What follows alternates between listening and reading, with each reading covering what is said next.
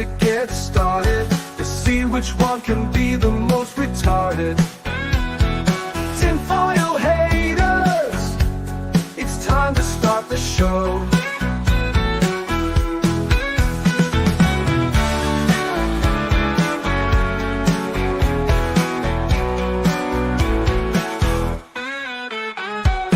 Tinfoil haters, it's time to start the show.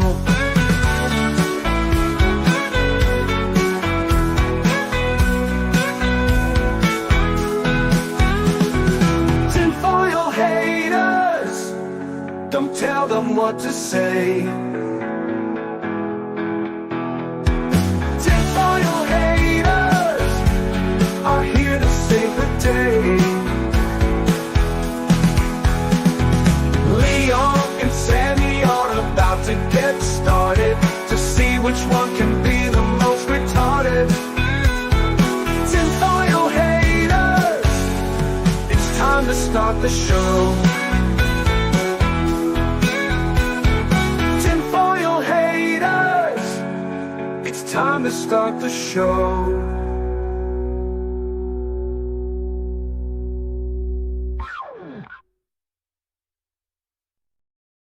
Welcome back to Tinfoil Haters. How are all you vital idols doing? We have got a wild one today because it starts off just kind of what I'd expect. And then it rapidly evolved into, oh, science is fascinating and I don't know where the truth is. So yeah, this is a rabbit hole. Before we get into it, of course, we got to introduce the lovely co-host, Sammy3P. Tell the people who you are and what you do.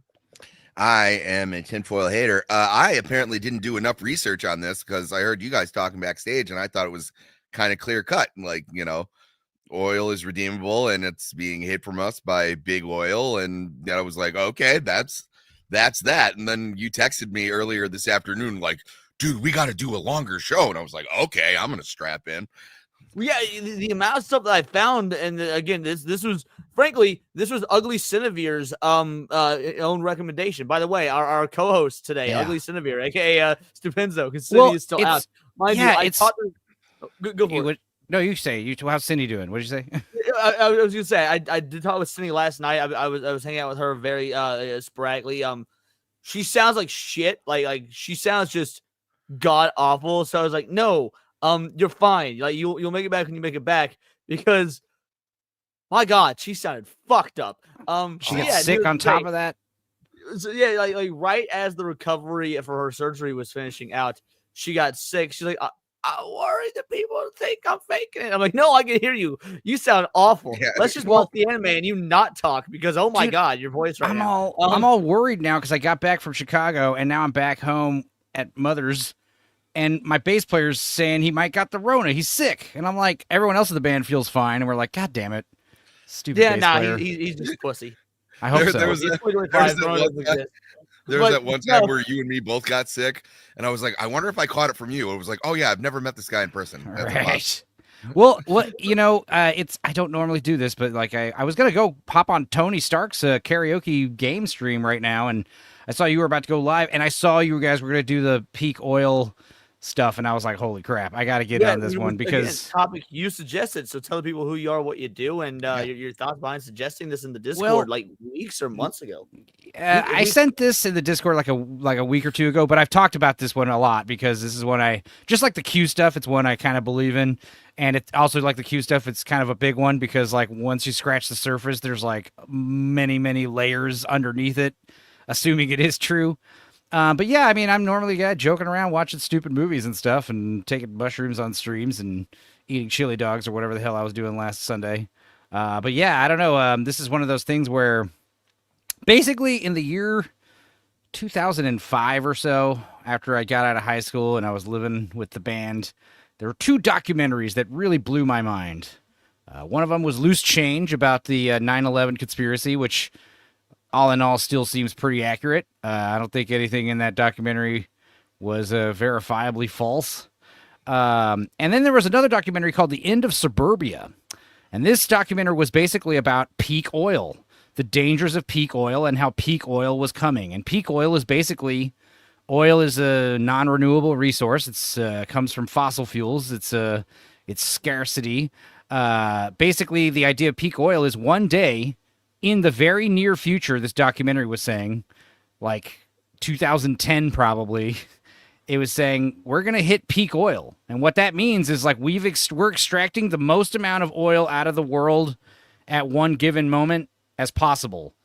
So once we hit that, every barrel of oil after that will become more expensive. And it'll just be a cataclysmic effect where we will shoot to the Stone Age basically and have to immediately focus on renewables and all this other stuff, and how the suburban lifestyle, living outside of the town, living outside the city, driving the car constantly, it's going to be like an antiquated way of life. But now here we are in the year 2025, and it seems like we have more oil than ever. And you start, correct. And so, yeah. because I don't know if I've told you guys this or not. I may have mentioned this on stream before. I'm not sure. My dad and my brother both work in the energy industry, and Right. so when deciding on this one today, before watching the video you sent, before doing any research, I just called my dad and was like, "Hey, have you heard of this?" And it turned into a half-hour conversation of all the different, energy types and what works and what doesn't work and where the give and take is and why wind is kind of fucking bullshit, why nuclear sounds great on the surface, but there's a lot of issues that people don't know about because they only hear the politician type points and not the talking points of people actually in the energy sector, why fossil fuels are actually fucking awesome and we need to keep doing them, how clean coal actually is, even though people believe it's not. And like my dad just got to geek out about talking about this over 30 minutes, which is great. Cool. But now I'm wondering if and when he sees this, which my dad does watch my streams, what he's going to think of this. And I can't wait to hear his thoughts when all is said and done. So yeah, and then I watched the video that you sent me, which is how we're going to start the show. We're going to actually go over the video you sent me before getting into all the post video stuff. But continue. Just for what's worth, this is something that may or may not, maybe I'll get more information on in the future, like from an actual source who works in this industry, because this is what my dad does for a living. So. Yeah, I mean, like I said, there was two documentaries, Loose Change about 9/11, which, was largely accurate. And then this other one that scared the shit out of me was Into Suburbia, and that seemed wholly inaccurate. It seems like, a lot of the stuff in that documentary was just fear-mongering. And, then, of course... They've said we've reached peak oil at least 7 times in my adult life. So, Yeah, so... I actually went to Disney World in 2006-ish, something like that, and there was this ride. I believe it's called The Great World of Energy, starring Bill Nye and Ellen DeGeneres. Oh boy! And the ride was literally about peak oil. No, I went back to Disney World on my honeymoon about 3 years ago. I mean, that ride's not there anymore. Right. Oddly enough. So, but before we get any further, before we get into this, before we start doing the deep dive, let's say what up to all the Vital Idols, 44 of you guys watching across platforms. We got several of you, most of you here on YouTube. We got Schizosaurus in the house. How you doing, Schizosaurus? Sergeant Garatina is here. Philip Morgan, Bio T-Wolf in the house. Sammy, of course, will be talking to you guys in chat. Miss Lunatic, yes and no, it's renewable, not fossil, but the renewal window is really long, at least organically. We can create synthetic gas with the energy, and energy isn't there yet. Well, so that's something my father and I were also talking about, but again, we'll get to that. Lord Snuggy Christ in the house. I don't know if I've seen you around before or if you changed your name, but yes, James Gunn was terrible. I completely agree. Thankfully, we won't be talking about that today. Maybe tomorrow on the lunch hour. We shall see. We got Dax, our best mod in the whole damn land. How you doing, Daxy? The true Aztec warrior is in the house. Jake Martin, I know you've been waiting for this. This is. I could be wrong, but I think this is my Jake's favorite show of all the ones I run. I appreciate it, Jake. You're the man with a plan. CFH90, Cowboys from Hell in the house. William Richards, you love to see it. Stupinzo looks like Cuban Dark Side Phil. I don't know if that's I'm Italian. or not. Creamage is here. How you doing, Creamage? Thank you for showing up, my man. Soul Assassin. I'm hearing water and oil is constantly being made from inside the earth. It's funny you say that. You might be onto something. Abomination AJ's here. Great stream last night, brother, man. Little Miss Anonymous is here saying, yo, y'all. How you doing, LMA? Jamalama. How you doing, Jamalama? Obi Dean is here. What up, my man? Middle Ever Live. Oil can't come from dinosaurs because dinosaurs aren't real. Yeah, oil does not. By the way, even if fossil fuels are a thing, the vast majority would be foliage, not dinosaurs. Yeah. Yes. So yeah, that's another just really common misconception. Feeling the energy tonight. I see what you did there. All right, let's get into it. Any further opening thoughts before I bring up the video that we'll react to first? No, just let's go ahead and just do it. No, I'm too excited. Let's do this. Alrighty, so yes, it'll be a 15-minute video, and then we're going to get into all the stuff after that. I will warn you guys in advance. This video, not a particularly enjoyable in terms of like the guy's cadence. It's a bit of an amateur video, but the information in it is very important. So we're going to react to that, and then we will get into all the additional stuff afterwards. Yeah, I wanted to send like a like Cliff Notes kind of video, and I picked this one just because of the runtime. It wasn't 2 hours long or whatever the hell. And, right. There's a lot of really long deep dive videos on this. But I feel like this would be an easy way. And plus, at any point, we can hit pause, we can discuss things like that. But 15 minutes, we can probably, get through it relatively quickly. And then we'll have a lot to say afterwards. So let's just get into it. What are fossil fuels?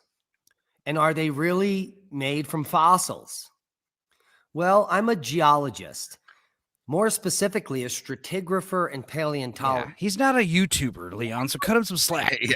Yeah, and that was my thought. Like the moment he said from the beginning, I'm a geologist, and a stratigrapher and paleontologist. Like, okay, this guy's got some credentials. Clearly not a YouTuber, as you can tell by the way he talks. Does sound like a California dude, bro.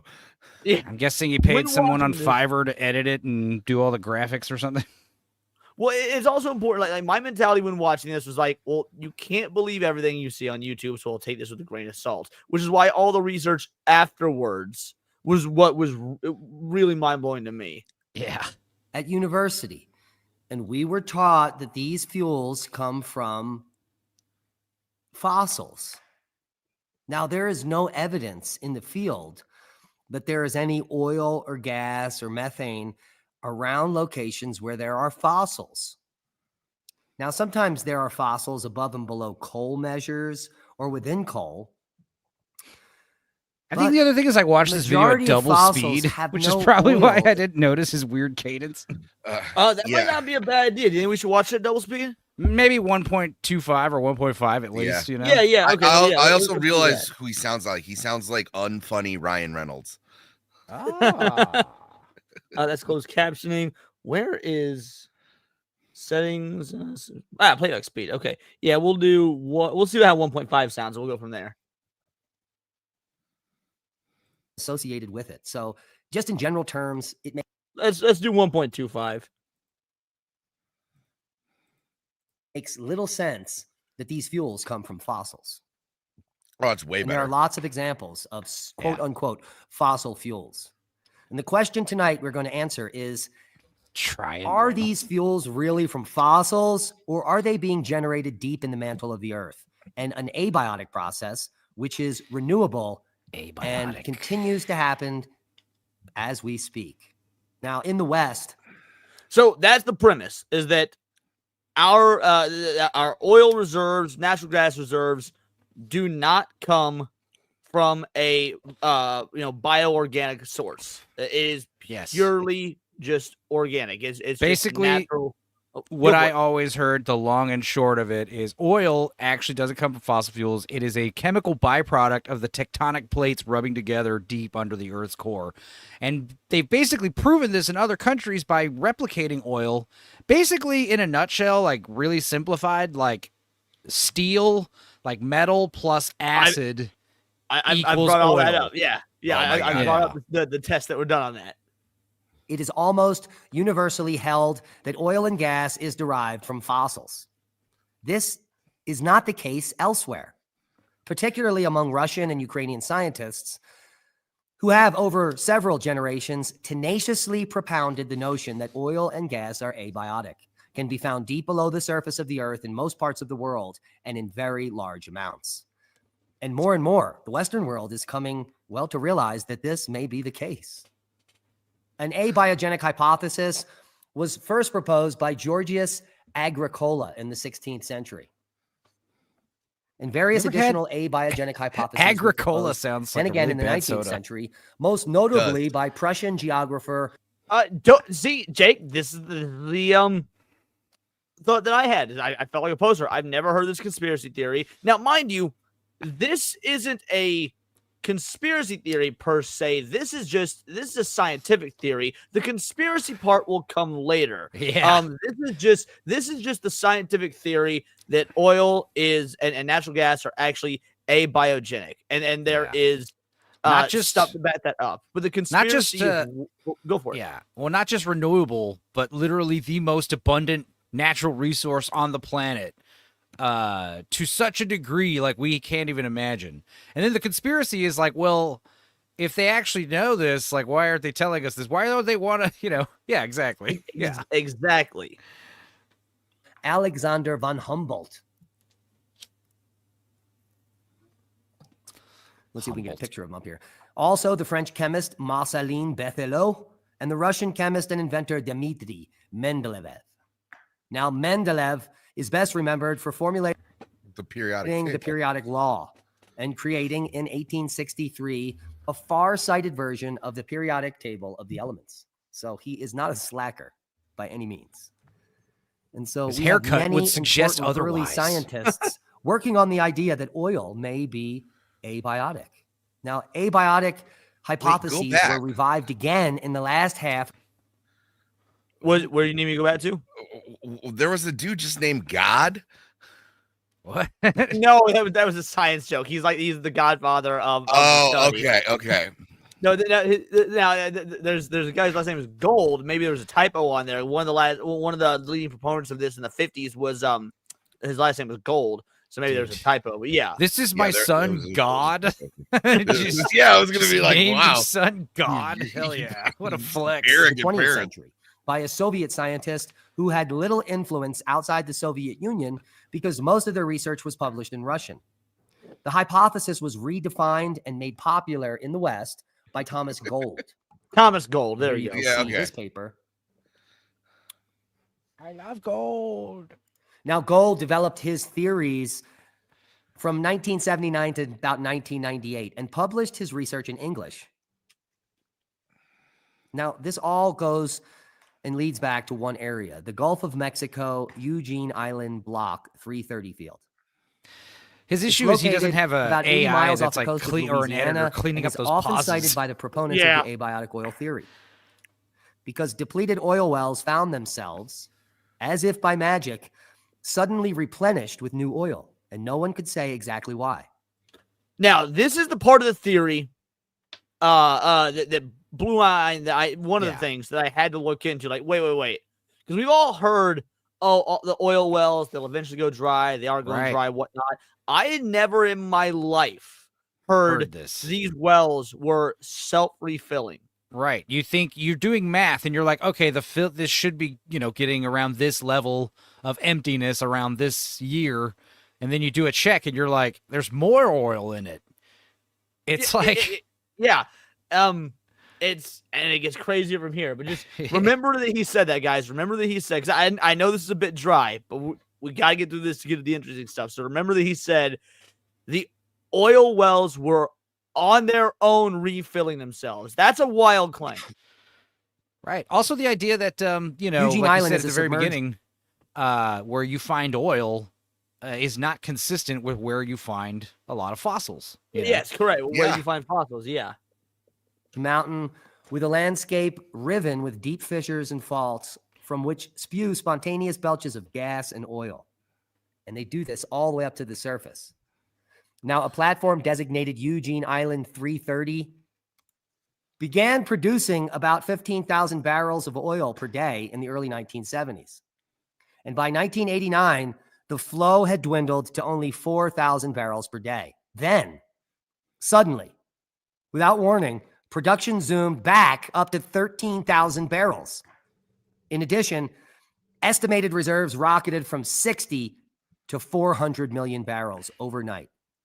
Even more anomalous, Now, it's not really overnight. It was over a period of several years. But even so, to go from estimated reserve of 60 million barrels worth to 440 million barrels worth, that is, that's a huge increase. That's like a,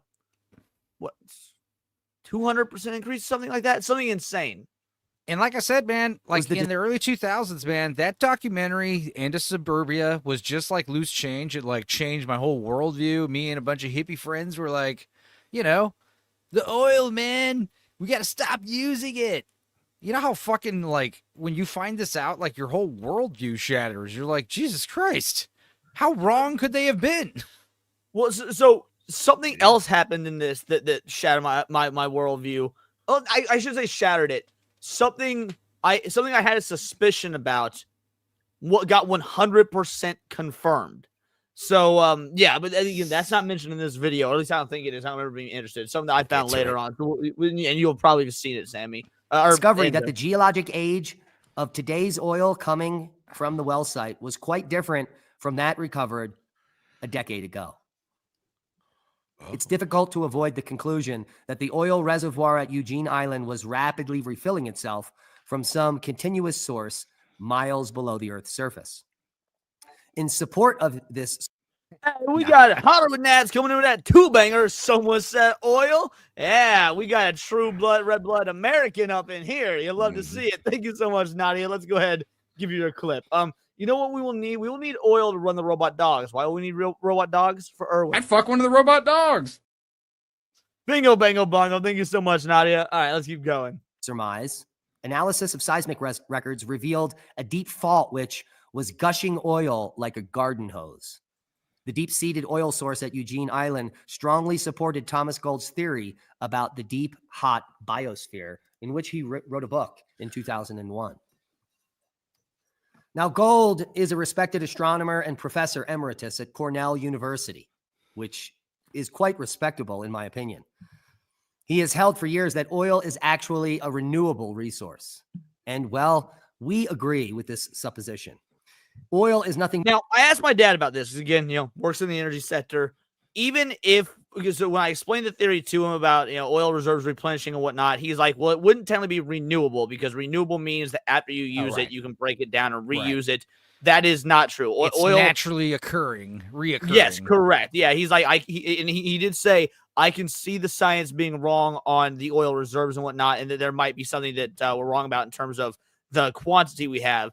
But there's no way for oil as we know it to be once it's burned, it's burned. There is no renewing it. But that, so he's like, he used a word I wasn't familiar with, some oil industry word. I want to say replenishment, but that's not it because that's a word I do know. But he used a word I wasn't familiar with, but to describe what it would actually be called. More than a primordial syrup continually manufactured by the earth under ultra-hot conditions and tremendous pressures, thanks to, well, plate tectonics or something similar that's working as the plates get injected into the subsurface. And that is basically how it works. Now, the processes aren't that simple, and we'll go over some of the peer-reviewed studies in the last decade about the process, but it all starts with methane. And we know there's huge methane reserves beneath the surface of the earth. And as this substance of methane migrates towards the surface, it is attacked by bacteria, making it appear to have an organic origin dating back to the dinosaurs. And in the interim is converted into oil. The apparent deep-seated oil source at Eugene Island and Gold's ideas make petroleum engineers wonder about similar situations at the seemingly inexhaustible oil fields in the Middle East. Now, Norman Hine, a professor at the University of Tulsa in Oklahoma, said, the Middle East has more than doubled its reserves in the past decades, despite half a century of intense exploitation. Now, I want you to think about that. When you start thinking about all the foreign wars and whatnot that we're going into in the Middle East and whatnot, that they have more than doubled their oil reserves since these studies. Right. See, if they are a finite resource, how would they double? Exactly. It doesn't make sense. Yeah, and this is the idea that like instead of looking where is the oil in regards to like fossil deposits, like you should be thinking like where is this oil located in regards to fault lines and plates and stuff like that, where there are crevices and that's why they like ocean oil deep underground in the ocean. It's like, it's creepy, it's crazy. Yeah, overlay map of tectonic plates. Well, it's funny you say that. I've got stuff to pull up on that as well when the video is over.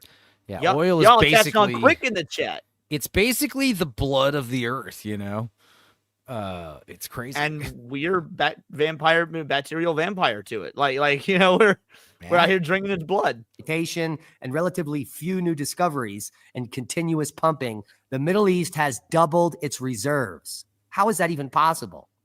Well, maybe it's just coming from deep in the mantle.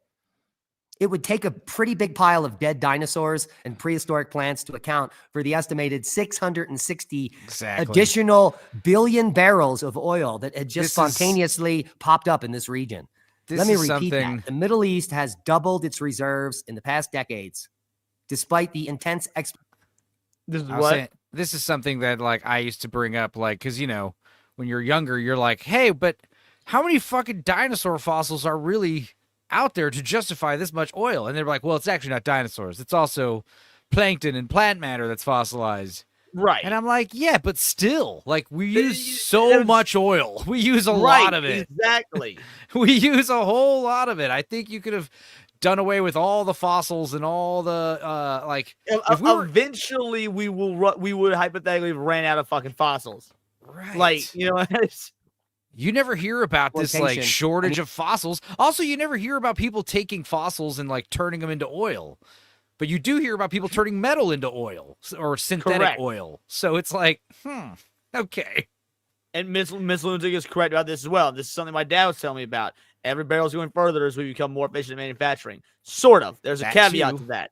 There's a caveat to that, according to my dad. So while the oil and the natural gas and the coal, while all that is going further in terms of what we're able to, as we become more efficient, all of the at least in the U.S., the more and more rules and restrictions and limitations that are put on it makes it not go further because we have to expend more resources to basically the cleaner the stuff is already clean. However, we're under this miscommunication, this misconception that it's not, obviously by big government. And so they bring in all these rules and regulations to clean it up further. And the more and more we clean it up, the less further it goes. There's diminishing returns. So less regulation, the less we regulate it, the further it goes. Yeah, and what else is interesting is, like I was saying, like assuming it's true that this is a finite resource made of fossil fuels, and we are going to hit peak oil. I don't remember if this video talks about the guy in the 70s who came up with peak oil. I forget, but like when we get into that, that's fucking crazy. Because this whole idea of like, you have to understand, if we were being told like we're going to hit peak oil around 2008 to 2015 for sure. And then the sources I have, if I recall, that I've got pulled up on different tabs, say like give or take 2010, which is right in between what you're saying. And these were estimates that were being thrown out there in between the 70s and the 90s. Since the 70s all the way up till then, and it was like it's getting closer. And the idea is like if that was real, like peak oil would be like, all right, you get your car, you go get gas, it's $2.50 a gallon, whatever. You go home, you hear about it in the middle of the night. We've just hit peak oil. By tomorrow afternoon, gas would be $17 a gallon. By the next day, it would be $38 a gallon. It would just exponentially get bigger and bigger to where it's like eventually they would just shut it down and be like, well, that too. But like literally, it would be like the price of barrels of gas would just double in hours, because we use so much of it. So, I mean, it would be like a doomsday scenario. And it never happened. That's what we were sold. So they're feeding oil and gas to the entire world. And now it has an estimated 660 billion barrels in reserve in the region. Well, Western geologists are controlled by the oil and gas industry and the puppet media, the puppet government, and the shadow oligarchy, whoever they are, the National Science Foundation, and no one is being funded for abiotic oil genesis work. In fact, the powers that be are eliminating this unlimited natural resource from our nomenclature and are literally bankrupting the earth and killing off humanity. Remember, he said that as well, that the powers that be are eliminating this nomenclature. I fucking found proof of this. I will show it to you. I'm sure Enzo's seen it as well. It was wild how easy it was to find if you don't use Google, by the way. If you I'm Yeah. okay, I'm not exaggerating when I say this. All of the the pros for pro abiogenic oil studies and whatnot that I found, I had to find on DuckDuckGo. Yeah. And same thing. Dude, I look up racist jokes. Try to look up racist jokes on Google. It'll give you 10 articles about why racist jokes are bad and shit. And then if you just go on DuckDuckGo, it'll be like, here are the fucking most offensive racist jokes ever. You know, you're just like, up joke. It's like, okay, whatever. It's a sad state. And in fact, many Western geologists and scientists find the theory of abiotic oil either annoying or simply amusing and refuse to consider it seriously, although there are some exceptions.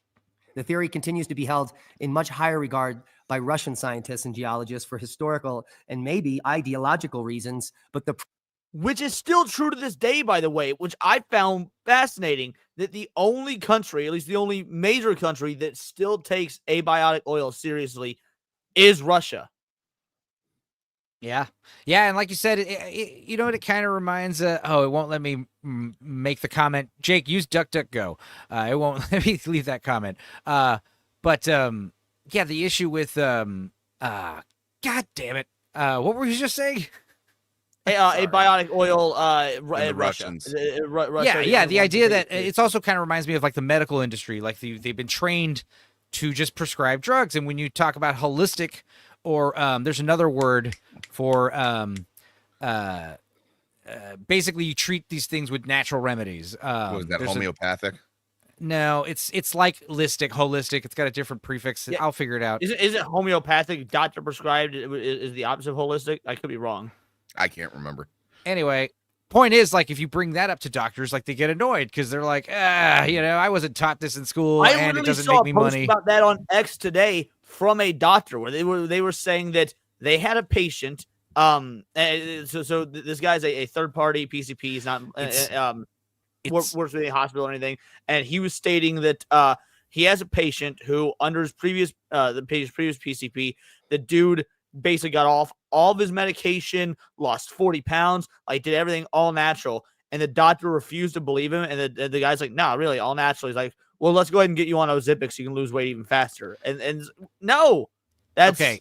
Like, so you guys were half right. It's homeopathic was the actual homeopathic is like not proven, not tested conclusive, but it's called, the word we're looking for is naturopathic, which is proven stuff that proven works, that is like food and vegetables and spices and stuff that cure diseases that we know work.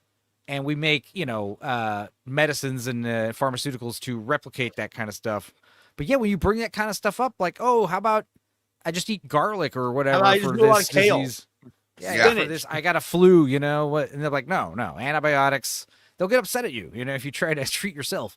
Yeah, it's incredible how many like home remedies have like actually like baking soda in it, right? Yeah. And like, well, no dude, honey. doctors. Twice in my life I've cleared up pink eye just by putting honey in my eye. So yeah, the point is the geologists, the oil people in the energy field here in the United States are kind of the you same to this joke level. already, Zach. Yeah, yes, I do. I think I look pretty good. All right. And so you do look good, but you look good for a man as opposed to a big titty dragon anime girl. You know what I mean? Like, Yeah, anyway, I've always posited the Enzo. theory that Sinevere is a fucking fat man with a beard. So, just using state-of-the-art voice modulator. I've seen Sinevere, but Sinevere is not that man with a beard. But I won't say what Sinevere looks like because she values her privacy. Of course. She's, like you said, big-titted Asian dragon chick. I don't know. Yeah, basically the whole point of bringing up the medicine is it's the same thing with all these other people that, not just energy fields, but just whatever field you're in, you've been taught it a certain way, and that's the way it is, and that's the way to do it around fields here. are often heavily subsidized by the government or invested in by third parties that have ties to the government, but proof is in the pudding. These reserves are replenishing themselves, in some cases, unexplainable ways. Now, let's really take a quick look at what is going on. Back in 2009, a team of scientists realized that hydrocarbons were being produced deep in the earth, right near the core mantle boundary. The oil and gas that fuels our homes and cars started out as living organisms that died, according to many, and were compressed and heated under heavy layers of sediment in the Earth's crust. But this may not be exclusively the case. Which I don't think this video mentions. However, it would be roughly 7 to 10 miles beneath the Earth's surface. Pretty deep when you consider it. 7 to 10 miles beneath the surface. That's far.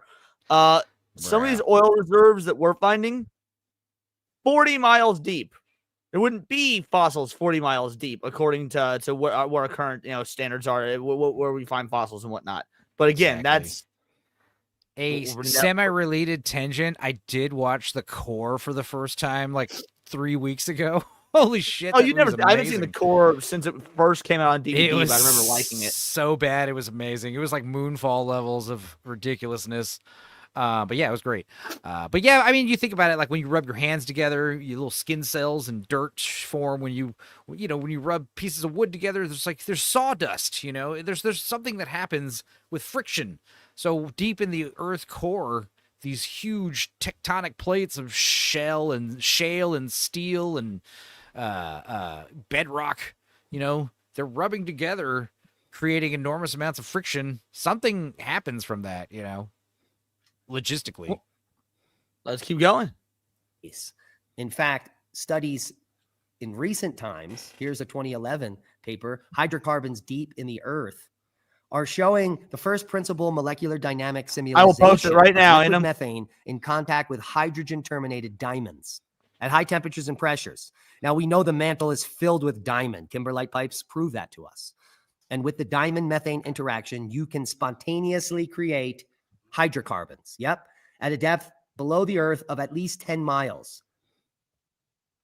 Abiogenic hydrocarbons of purely chemical deep crust or mantle origin could occur in some geologic settings. This is coming from a paper back in 2011. It was not on the mainstream. Jump forward, 2017. Hydrocarbons form surprisingly high up in the Earth's mantle. Now, most textbooks teach that hydrocarbons in natural gas and oil deposits form from organic remains of long-dead organisms. Even the term fossil fuel brings to mind prehistoric plants and animals that lived millions of years ago. But Russian geologists and chemists have long championed the idea that abiogenic hydrocarbons also occur, and they do. There is a lower limit, PT limit, of deep hydrocarbon synthesis by calcium carbonate aqueous reduction. All you need is subducting limestone, which is a rock, not a fossil fuel. Right. And you can get hydrocarbons. The deep abiogenic synthesis of hydrocarbons is possible under the conditions of the asthenosphere. That's deep in the Earth. We have found that this Sonic Woo coming in at 5 bangers as Woody's bananas flings poo and screams to power up. Nothing, huh? I thought I was going to say monkey, huh? I did, in fact, think that you were going to say monkey. But you know what? That's stupid. You're stupid. Stop being stupid. Thank you so much, Sonic Woo. Absolutely appreciate it, homie. This process can also occur under the mineral and thermobaric conditions of subducting slabs, as I alluded to earlier. We have investigated the abiogenic synthesis of hydrocarbon systems at pressures of 2 to 6.6 gigapascals and temperatures of 250 to 600 degrees C. The determined lower thermobaric limit of the reaction, 280 to 300 degrees C and 2 to 3 gigapascals, corresponds to a depth of 70 to 80 kilometers during cold subduction. The hydrocarbon fluid formed in the slab can migrate upwards through a network of faults and fractures to form petroleum deposits that are captured in sedimentary anticlines, just like we know and have known for 5 decades. So the facts are in. Rewriting the textbook on fossil fuels. New technologies help unravel nature's methane recipes, and they're showing that methane plus calcium carbonate or limestone equals fossil fuels. Can you believe this? And it's not on the mainstream media. No one is talking about it because fossil fuels, oil, gas, all of it, coal, are abiogenically produced, meaning they're being produced right now. And they're being produced in such a high quantity, they're replenishing the ancient oil reserves we thought we were going to run out of in 1980 to the tune of 10 times the amount. That is the ruse. The origins of methane on Earth are proven, and now the global warmists are using it to scare us when they could Now, mind you, he says the origins of methane on Earth are proven, which they are. One of the massive things that big science will tell you, big oil, big corpo, the whole nine, is that these fossil fuels, they're expendable because we're going to run out of fossils. This stuff doesn't occur naturally. Whereas we've got the fucking moon of Titan, Saturn's moon of Titan, which is made up almost entirely of natural liquid methane. Cool. Like, if you're trying to tell me this stuff doesn't occur naturally without bioorganic material, without the plants, without the plankton, without the dinosaurs, all that. Yeah, I never thought of that. Then exactly how would it have appeared on Titan? Yeah.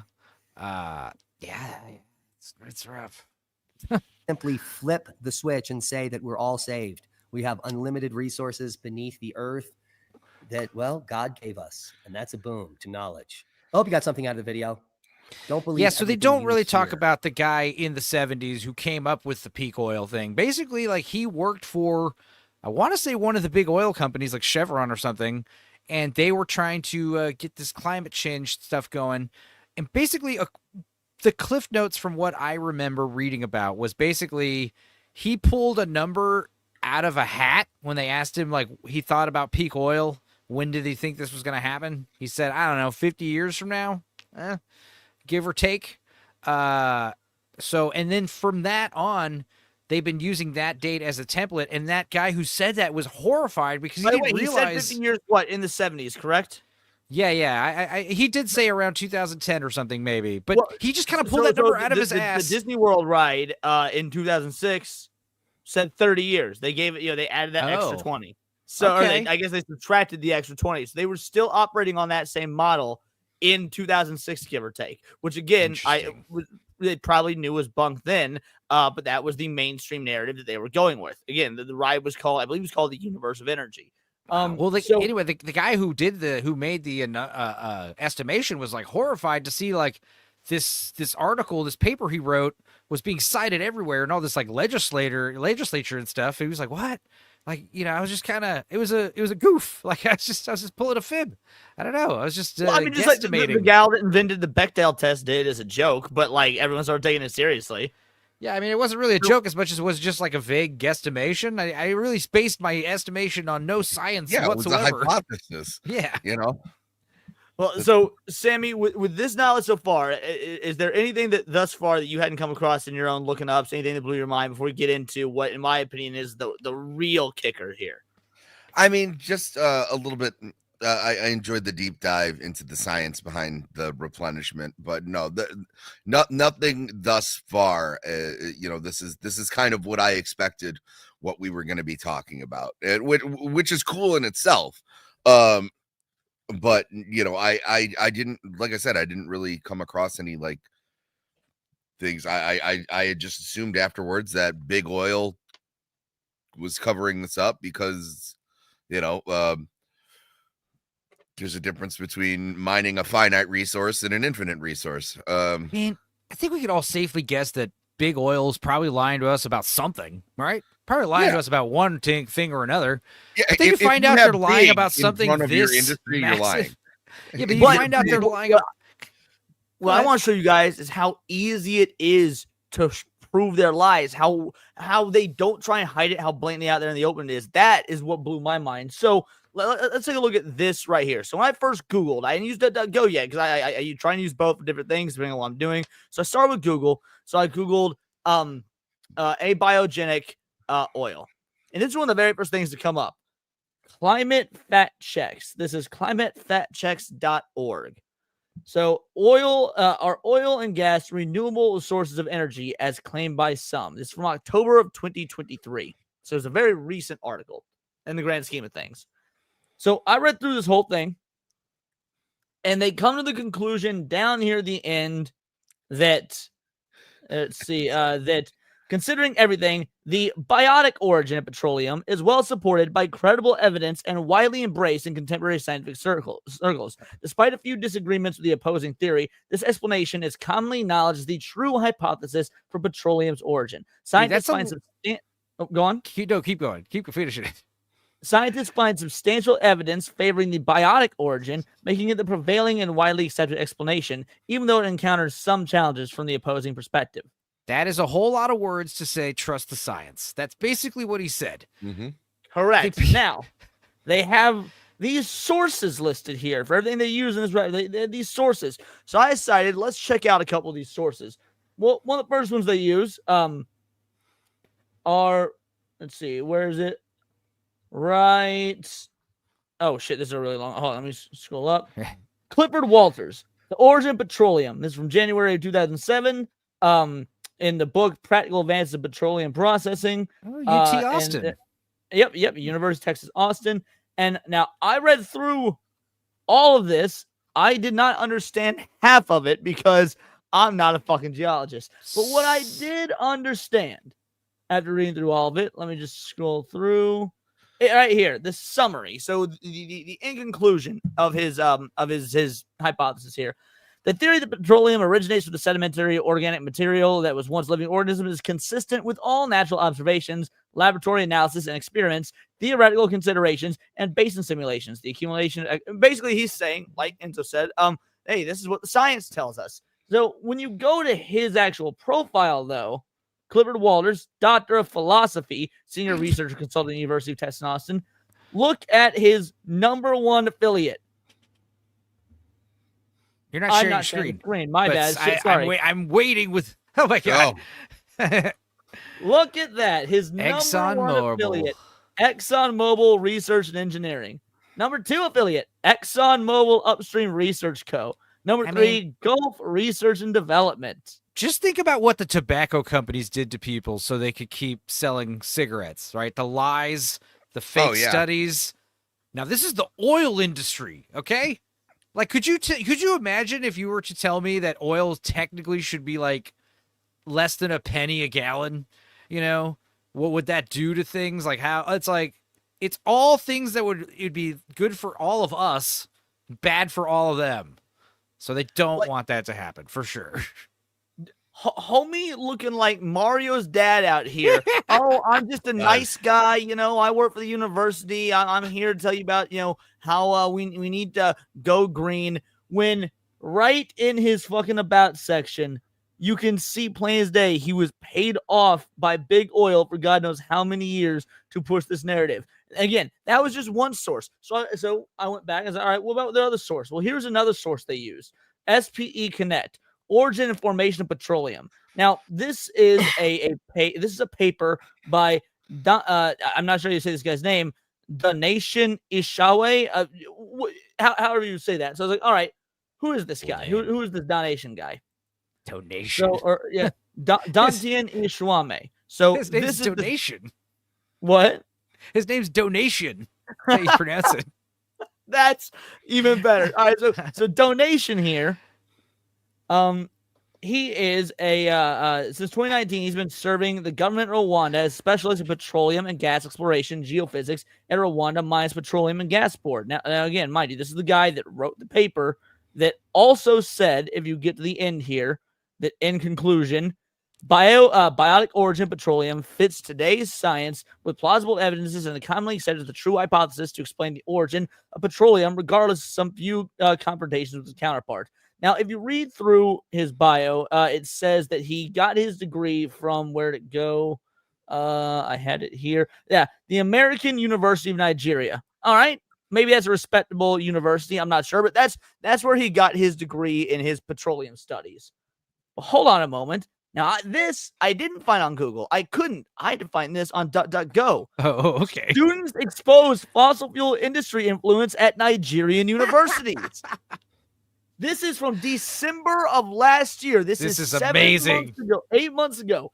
Nigerian students from 3 universities released a report titled The Links Between the Fossil Fuel Industry and Academic Institutions in Nigeria, Future Implications. The report details the fossil fuels industry influence on Nigerian universities and its impact on research priorities, funding of scholarships, career recruitment, educational initiatives. It highlights the case studies for fossil fuel industry influence in the University of Port Harcourt, the Federal University of Agriculture, Abu Qaeda, and the Thai Salarian University of Education. The report calls out conflicts of interest associated with funding for Nigerian public education that comes from fossil fuel industry and an industry responsible for environmental degradation, human rights violations. Basically, they go on to say that, yeah, all these studies that homeboy here went through were bought and paid for by big oil. It's So, either of big course, he was saying oil his or big paper- pharma or big food, big agriculture. It's always one of these like it's Like like I a said, pentagram. if it's got big, they're lying to you.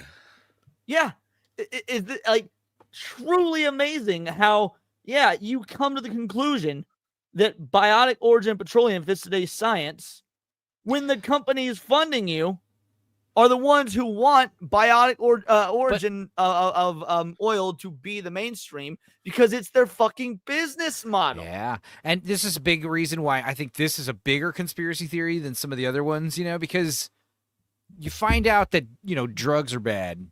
That affects the drug companies. But when you find out oil should be practically free, that affects everybody. Like all the big money makers, like everything. Exactly. Everything is going, it should be technically free, basically. Dude, this episode might not be like as flashy as, the Mothman or Dead Internet Theory or QAnon, but this is arguably the most important episode we've probably ever done because it's so blatantly there. And like you said, Enzo, big oil, it's part of our daily lives. So again, talking to my dad, I was talking about the energy industry and whatnot. He was like, yeah, do you know how long it takes wind farms to be to basically break even on how much energy they generate versus what's cost efficient? No. 20 years. Do you know how long those wind turbines usually last? A few. 20 years. Basically, Okay. they're a null and void. In fact, according to my dad, they're actually worse for the environment because you still have to use all this oil. I was just going to say they're petroleum byproducts. Exactly. You got to keep them And- lubed, otherwise they break down and destroy on top things. Of all of that, the only reason that they turn a profit on paper is because of government subsidies. Right. Like, wind energy is some of the fucking worst imaginable, according to my dad. The idea of having like a small windmill operate a shed at a farm, that's good. That's a cool thing That to makes do. sense. The idea of having gigantic fucking 80-foot tall windmills that are going to power an entire town, that's a pipe dream. It'd be better if every backyard. That's It'd be what my better if dad every says. backyard had a small windmill in the backyard of it, generating enough power to kind of, if we had one of those in your backyard and solar panels and a combination of oil and stuff. The idea is like, there's nothing wrong with solar power. There's nothing wrong with windmills. Like, a windmill used to be a mill, it was grinding up shit, So, the idea of using hydroelectric dams, using the river to generate electricity. You bring up solar. My dad, again, I keep bringing up my dad because I know there's some of you guys that came in late or whatnot. My dad works in the energy industry. Him and my little brother both do that. Basically what my dad does is he decides on the daily how much power the city of St. Louis, Missouri, how much it needs to function on for every 24-hour interval. So he's very well versed on this stuff because if his math is off by even 1 decimal point or whatever, you get a fucking blackout. So like he's very gigawatts. Right.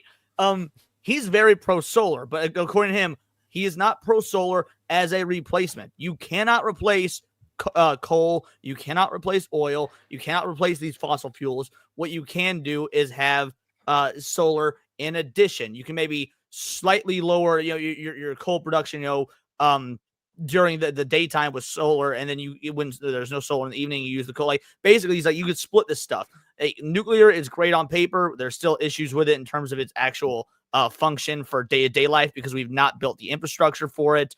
Like basically he's saying, yeah, all this stuff in conjunction with one another are great, but they all have to work together. You can't just fixate on one, with the exception of wind power. Fuck wind power. Like that's what the conversation boiled down to: was nuclear, solar, coal, oil, all great. Fuck wind, but you can't just hydro's use great use too. It's just not everybody's got like a river big enough. Right. Not everybody's got the Hoover Dam. You know what I mean? Not everyone has wind. You know, out here in Texas, the windmills do better than most places. Yeah, and Jake, I got a 20-minute lecture on how fucking terrible subsidies were, even though I already knew it. So yeah, no, subsidized. But like, I got a neighbor down the street who's got solar panels on his house, and out here in Texas, like, I'm sure his power bills are cheap, you know. But keep in mind, he still pays for gas and stuff to heat his home and shit. Right. You know, I mean, like, the idea of having solar powered stuff is very useful. I got solar powered camping equipment that's fucking kick ass. I got solar power generators, you know, those are awesome, you know, for hurricane season. But the idea that, you know, I'm going to run my fridge on a solar generator that's feasible. The idea that we're going to run this entire city, we're going to put solar panels on every house. And yeah, the idea it's there, you know, if you're in Portland, that's going to be hard, you know, where the clouds are out, all the time. I mean, it's just not a good thing. Jam, and again, I'm not an expert on this. That's why I keep defaulting to my dad. So I get what you're saying, because yeah, I'm a big proponent of nuclear as well. According to my father, he says the problem with nuclear is that it doesn't fluctuate. Once you turn it on, it's running at its top potential, which is great when there's a lot of energy being used. But you know, let's say you've got a city, even cities that quote unquote don't sleep, New York, Chicago, LA, whatnot. Those cities use less power when it's nighttime. There's less people driving. There's less stores open. People are in bed, so the lights are off, whatnot. And because you can't feasibly turn nuclear down, you can only turn it on or off. You have all that output of energy running at nighttime during what's called the low hours, and it becomes far less cost efficient. At this point, while the energy is clean and whatnot, it costs a fuck ton because you can't lower the reservoir, for lack of a better term, like you would coal and oil. So yeah, coal is best for large scale, like power grids. Solar panels help reduce costs. Here in Florida, we could probably cut the power companies out completely, but government won't allow it. Well, like Jamma said, it's like the idea of, like we start building these data centers and like they have their own little mini nuclear reactor or something, you know, generating power for them, because that's a big deal. Those data centers use a lot of water and a lot of electricity. Yeah, that would make sense. Yeah, because I imagine you have those data centers running all the time. My dad was talking about a bunch of AI data center stuff, but that started to go beyond me. I wasn't understanding. Like, I appreciate him telling me about it, but I wasn't quite following because I'm not quite sure how it works on that grand scale. But now back to this. So these are the pro abiotic oil articles. And again, where do you think I found these? Go, of course. And another blow to the theory that petroleum as a fossil fuel, a new study reveals evidence that oil is created abiotically by geological processes, the abiogenic petroleum theory. And then, it goes over the theory and why, there's been issues with it until now. The Lawrence Livermore National Laboratory, the LLNL study, scientists at LLNL decided to test the feasibility of abiogenic oil by simulating the conditions of the Earth deep underground. They wanted to see what heat and pressure would do to hydrogen and carbon atoms buried 40 to 95 miles down. Again, way further down than we would find any fossils, which is where we're getting a lot of these oil reserves from. According to the new release, the LLNL team that conducted the study included researchers at UC Davis, Lawrence Livermore National Laboratory, and Shell Projects and Technology. One of the researchers, UC Davis professor Gulia Gali, is the co-chair of Deep Carbon Observatory's Physics and Chemistry of Deep Carbon Directorate. The former LLNL researcher, writes Ann M. Stark of LLNL. Although most geologists believe that 99% of Earth's hydrocarbons and oil and natural gas are created by the remains of ancient animals and plants subjected to great pressure and heat, producing wells that have struck oil at great depths in Russia shed doubt on that theory. Until a decade ago, virtually all oil discovered was in the range of 5 to 10 miles into the crust. Recently, Russians have discovered major oil pockets as far as 40 miles. That amazing depth is far deeper than any prehistoric remains of animals and plants would ever be found. Using a supercomputer, the team recreated the conditions deep under the surface of the Earth and discovered that when subjected to a pressure 50,000 times greater than the surface of atmospheric pressure and heat higher than 2,400 degrees Fahrenheit, a fusion process occurs. At 70 miles down, they found the methane molecules confused to hydrocarbons and produced petroleum. Our simulation study shows that methane molecules fuse to form larger hydrocarbons molecules when exposed to the very high temperatures and pressures of Earth's upper mantle, Galley said. We don't say that higher hydrocarbons actually occur under the realistic dirty Earth mantle conditions. We say that pressures and temperatures alone are right for it to happen. We've got this right here from Reviews of Geophysics, again, found on DuckDuckGo. Advancing Earth and Space Scientists basically says the exact same thing. Now, I read all this as well. This is far longer, and this one used a lot of what are these called? Chemistry, Well, obviously, but there's a word for these systems. chemical equations. Well, this isn't an equation. So an equation is a math problem. Chemical formulas? Per se. So like you could add. So like you could put like this. So I guess this one probably is an equation. It's got the pluses and whatnot, but it'll equate to so it'll equate to like this right here, which is I don't know what that's called, but yeah. So this one's an equation. Point is, a lot of this shit I didn't get. I'll be real. This is far beyond me. Because you think about like, if every scientific question is like, what is this? How do we recreate Thank it? you. Let me say reaction. I kept wanting to say system, but reaction. Chemical Sorry, reaction. go on. I was saying formula. How do you recreate this system in a lab? How do you recreate it? And, you find out about these studies and none of them involve fossils, So you're like, I'm still keep talking while I scroll, but not even how long it'll take because none of this involve fossils. But it's not even the fact that you're figuring out not only you're figuring out that what fossil fuel actually is, but you yourself are figuring out how to make synthetic fossil fuels yourself. So you don't even need to wait for the if it comes to that, that we run out or whatever, or we don't have time to wait for. We could literally just make oil. Thank you, Miss Lunatic. Yeah, formula is the structure of a molecule. Reactions are how formulas interact with each other. Now, you were mentioning earlier, Sammy, or maybe it was you, Enzo, that, hey, we should be looking along fault lines, or we should be looking at these different locations, which is what this study did. It looked in Uganda, and it did several in the Middle East. It did several in Canada. Greenland, the Sino-Korean region, Ukraine. There was one in Colorado, I believe. Australia, Russia, Ukraine, and this also works. This also works both ways because you never hear about like paleontologists like, oh, they just discovered oil somewhere. Let's go there and dig up fossils. Like you never You never hear them make that. Yeah, you would never see them make that connection. Because you probably ask them and they'd be like, no, necessarily fossils aren't where fossil fuels are. Yeah, like meteor impact craters about it all the time. Like dinosaur dig strikes oil. At least once. Right. Oh, man. All right, we're still scrolling. We got another map where shit was located. More maps, more fucking different language. Russian, because again, the Russians are the only ones that take this theory seriously. Let's see. I had a lot of trouble understanding this when I was reading through it. It was quite a bitch. I think if you were less of a cynic, less of a alarmist, you could think that maybe what it was people back in the olden times just hypothesized what fuel was. It comes from fossils, maybe.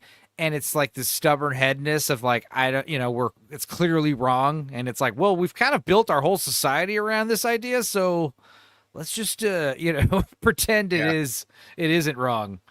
What the conclusion, this I did understand when I read it. Basically, the conclusion it comes to is while we were not able to physically replicate it because we just do not have we don't have a way to replicate it. When running all the data we do have through a supercomputer that could theoretically replicate it, it worked.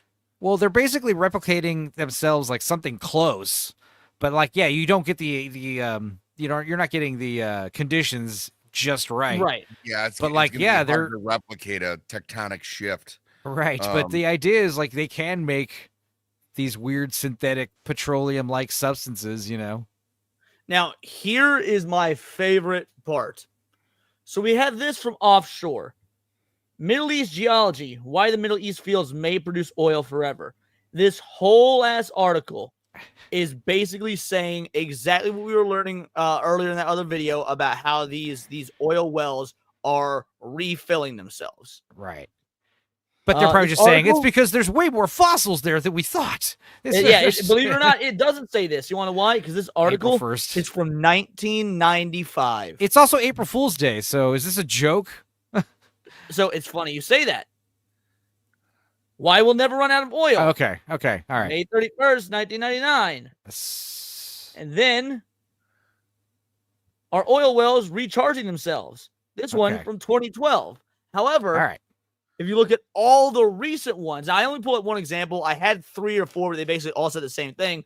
Do oil fields replenish themselves?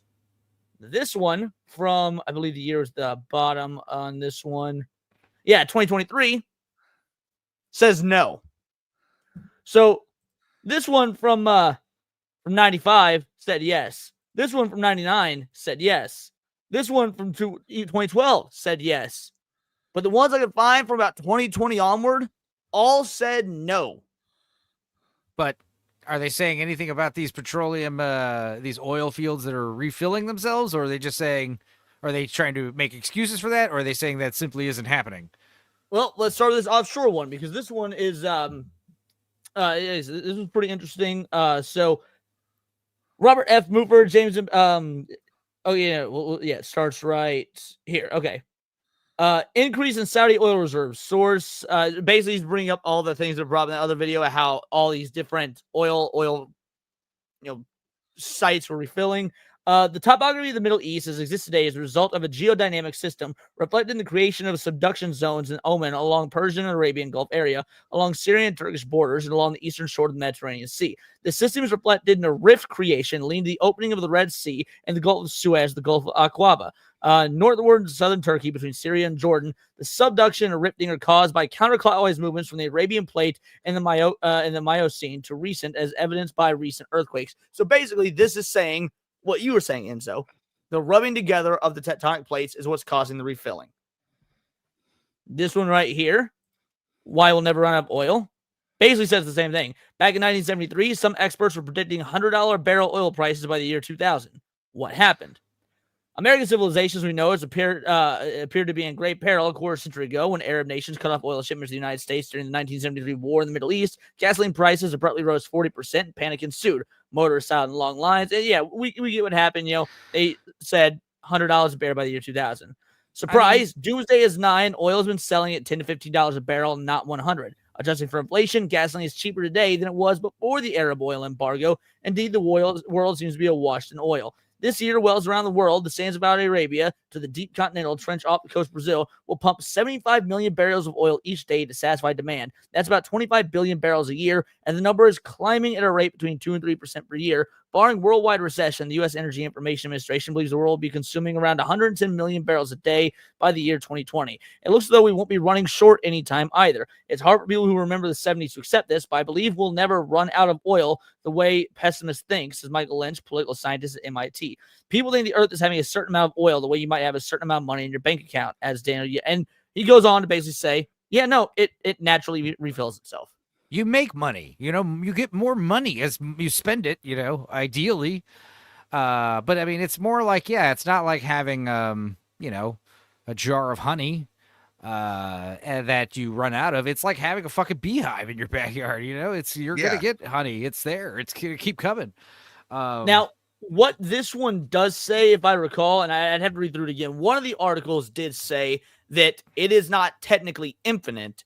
There is still a finite amount because we hypothetically could run through it faster than the Earth could produce it. However, the Earth does naturally produce it, and it does it far, far more than we thought. So, like hypothetically, oceans of oil. It is still finite, but it's not finite in we have 30 to 40 years. We have thousands upon thousands of years at our current rate.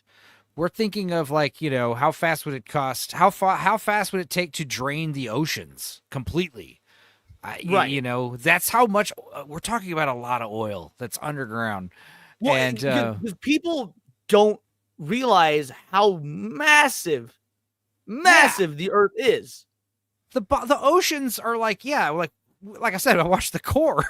The fucking mantle is massive. It's bigger than the moon. You know, it's the planet. Yeah, pull up a graph or something. Yeah, there's like when you get to the Earth crust and the ocean, like that's like the frosting on the cake, basically. You know. Yeah, it's nothing. Here we go. Earth's mantle is approximately 1,800 miles deep. Nice. Wow. Yeah, aren't the deepest parts of the ocean like 12 or something? I don't know. Deepest part of the ocean, the Marianas Trench. How deep is that? 10,000 meters. I don't know. Well, we'd round up to 11. It's 10,984. So we 11,000. we round up to 11,000. But yeah, let's see. Marianas Trench. Yeah, so 11 kilometers. Nice. 11 kilometers, which would be about 9 miles, actually. Not 12. That'd be about 9 miles, give or take. Wow. I said 40, so I was way off. So yeah, if the deepest parts of the ocean are roughly 9 miles, and the mantle is roughly 1,800 miles, That's nuts. bro, that is so much fucking. Even if 2 or 3% of that is actual oil, that is so much goddamn oil. Right. I mean, I don't know. So I think Drill, you're trying baby, to say drill. bring back muscle cars.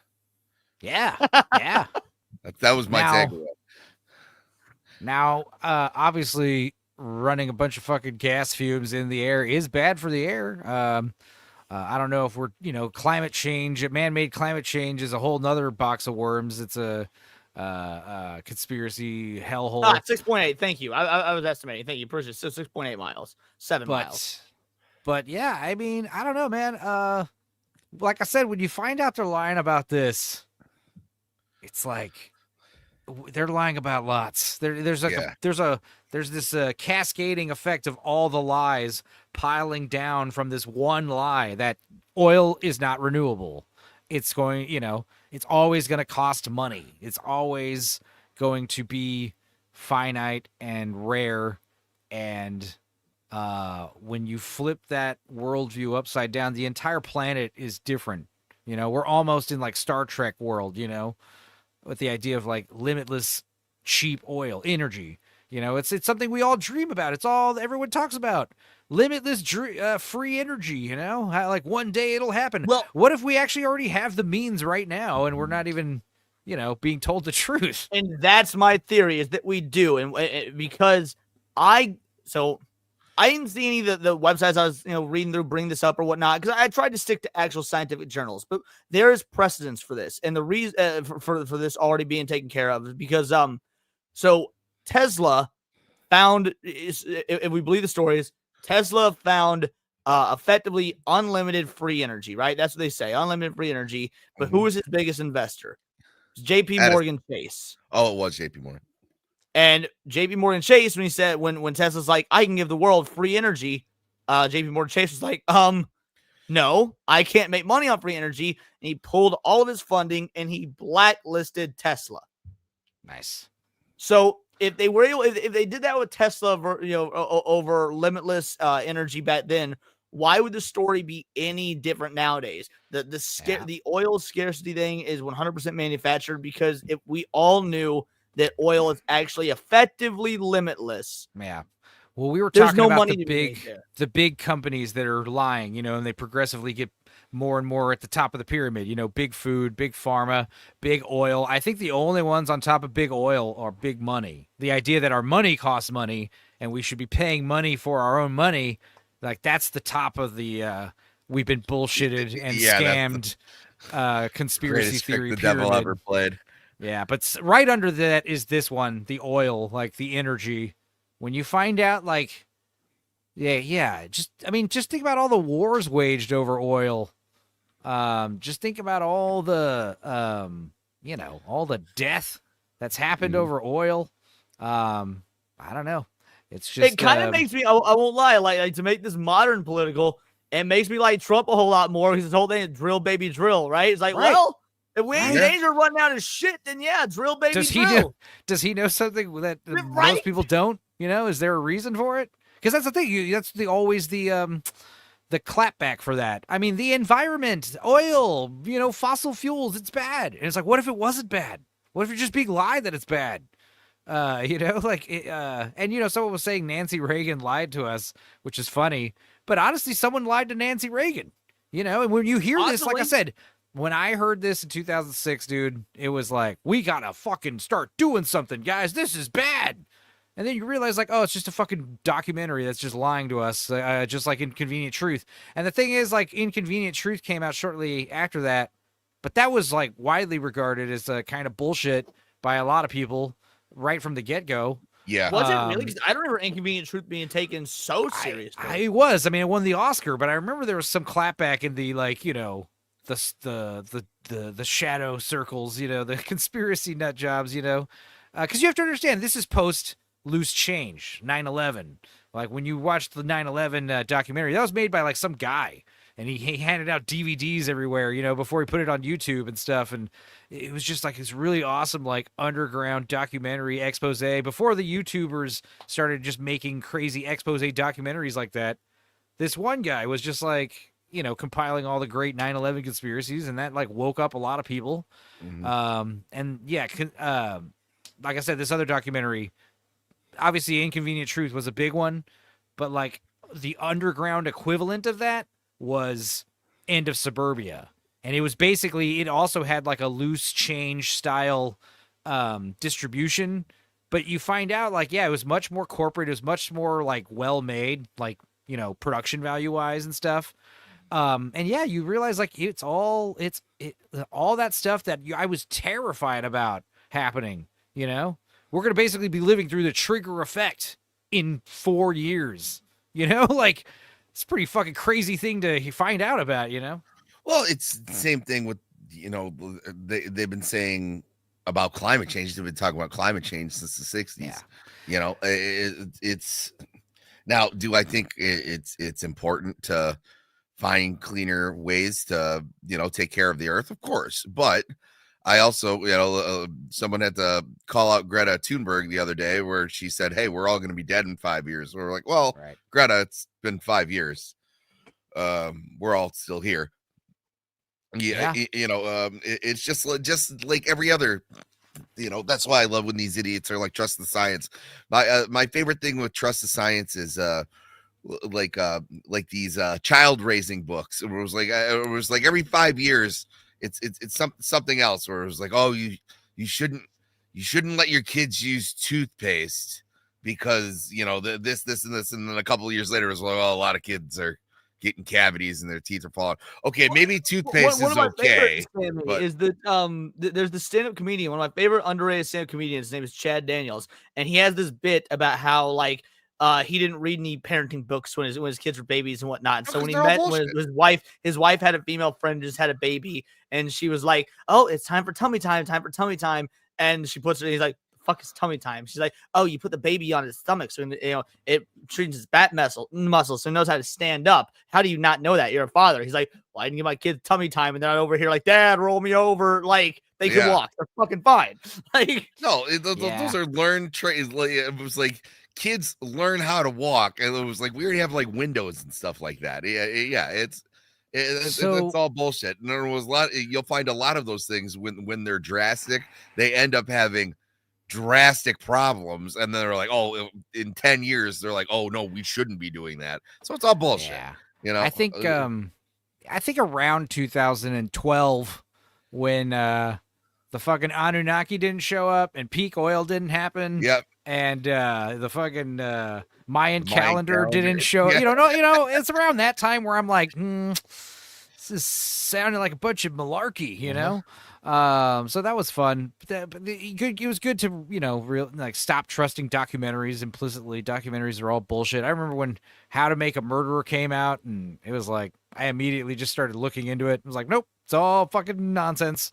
I mean, don't get me wrong, I like a good documentary, but I feel like there's this desire for people to continue like being in university where you have some kind of authority figure like lecturing you about something, and you're just kind of like absorbing content in the brain. Career college kids.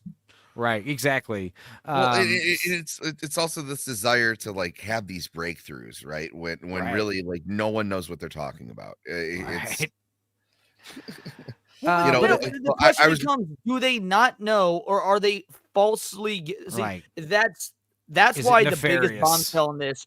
I said at the beginning of the stream that there was something I expected to happen, but didn't know if I'd find proof of it. When I did, is what blew my mind, which was the Nigerian colleges actually being exposed for being bought, their petroleum courses being bought and paid for by big oil. It's like, yes, I was wanting to find something like this, but again, and find that shit on Google. Now, is it on Google? Maybe buried on like the fucking 87th page or something, but it was on page fucking 1 of DuckDuckGo.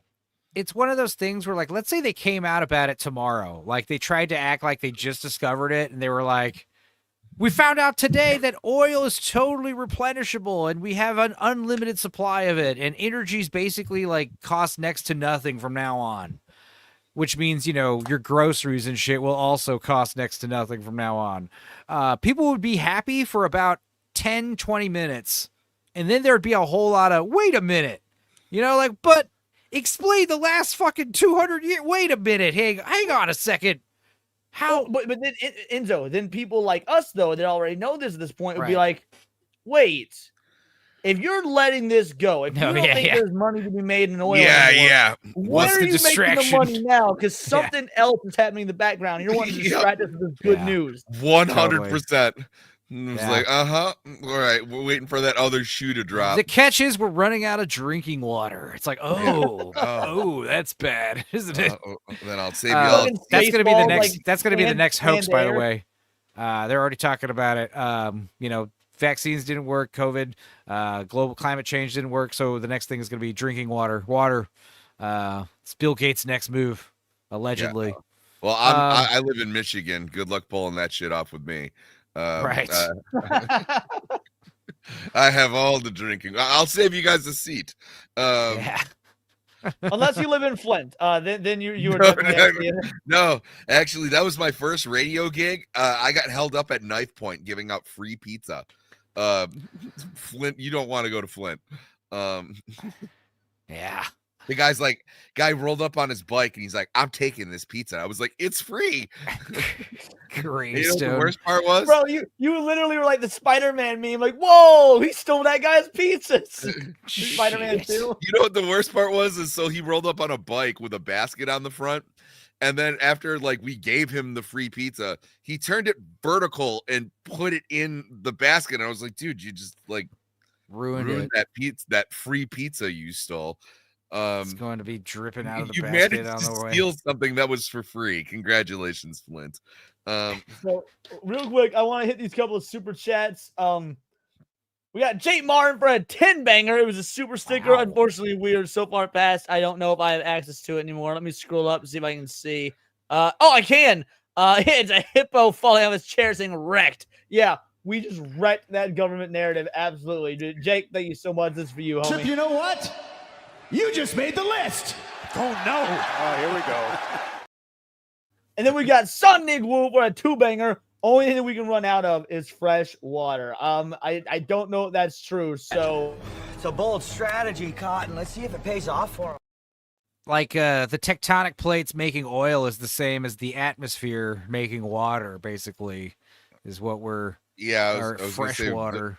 Doesn't when water evaporates, it goes into the correct. So the atmosphere is just as massive. My ex-wife got into a huge fight about this is 10, 12 years ago, which is I can't believe it when people say that we're not in danger of running out of clean water. I was like, but we're not I remember learning how the water cycle worked in first grade. You turned into CCR for a second. Have you ever seen rain? Japan has proven a link between the vaccine and excess death. 18 million people study. Really, that could be interesting. If you can find sources to that, throw it in the Temple Haters Discord. That could be a great one to get us banned from YouTube. If you know how to boil water or collect condensation, you have water. Exactly, Mr. Lunatic. Yeah. Yeah, that being said, I think we're at about an hour and a half on this one. Is there anything else we need to cover with this topic, Enzo, Sammy? Or No, do you I think mean, it's it a wrap? reminds me of a smaller kind of conspiracy theory I heard recently that I kind of think is funny, but also believable, but especially when you do the math, but it's a much like smaller version about how planes, big jet engine planes, 747s and such, actually do not fly with gasoline. Fuel does not power those engines. Like those engines, once they kick on, they are literally perpetual engines. And the idea is we only put gas in the plane so it can taxi on the runway. And once it gets in the sky, it flies like limitlessly. Because the idea is when you do the math of like how much gas they say is in the plane, in the wings, you're like, wait a minute, they're basically putting like several semi trucks worth of tanker gas in the wings in a few seconds. And apparently, like, it's all stored in those wings. Like, it doesn't make sense based on what they tell you. But like, yeah, this much bigger thing is this like oil itself is just a perpetual engine machine, basically, in the sense of how much oil we have. It's just pretty wild, and it's one of these things where I'm glad. I'm glad that I was on this one and Q, and hopefully Q Part 2 next year. Those will be the big ones, man. These are some pretty big. I want something juicy to come out with the Epstein list or whatnot, or Yes. Oh, I got a something whole with thing about like presidency before we Trump get and to the part Epstein 2. list. My whole thing Right. with him like saying it's a hoax is like he's saying that the FBI presented, file on Epstein is a big hoax run by Comey and all them. The idea is it implicates people that are innocent and does the same thing with people that were actually there. They're not in this dossier. So it's one of those things. That's interesting to talk Enzo, about. I would like you to read this chat. Film Comics Explained says, I am not a fan of big oil and big pharma, but I do like my big penis. Yep, it's a good one. Friend of the channel, big penis. Thank you so much. I Nihat. take a Appreciate look you, at homie. my enormous penis, Penis. and my troubles start a melting away. Yep. That's a good one. All right, let's end on enormous penis. All right, Sammy, what you got coming? Oh, by the way, guys, stick around. We're gonna be rating Nadia horror with Nads. I have no idea what she's talking about. But probably horror stuff. Does with she? Nads. So yeah, she's live right now. We're gonna rate into her. Enzo, tell me who you are, what you do, what you got coming up. My name is Enzo. I got my channel Stupenzo. We do Tales from the Dork Side, which is a podcast where we talk about nonsense and watch weird crap. And, we do occasional Stupenzo casts where I will stream, sometimes by myself or with smaller panels, and also watch weird crap. And then we've got the Wednesday We Watches, where we also watch weird crap in the form of movies. And yeah, this month we've been doing this science fantasy kick. Me and Leon watched Willow. I got, what did we do last week? Sorceress. That was a fun one. And then this week, the coveted Roger Corman Seven Samurai Star Wars knockoff Battle Beyond the Planets. That's coming out tomorrow. Battle Beyond the Planets. Well, Shout Factory were kind of dicks, so I was able to upload the full-length commentary, but I did have to put heavy overlay over it, which is a little bit of a drag, but oh well. We'll manage. But other than that, I'm going to be hanging around. I think I'm going to be on Scooby's channel Thursday, Blue Collars Wednesday. Anybody else wants me on, just hit me up. I'm back in the cave, so I'm down to clown. I might pop on Tony's stream. There's some karaoke streams tomorrow night.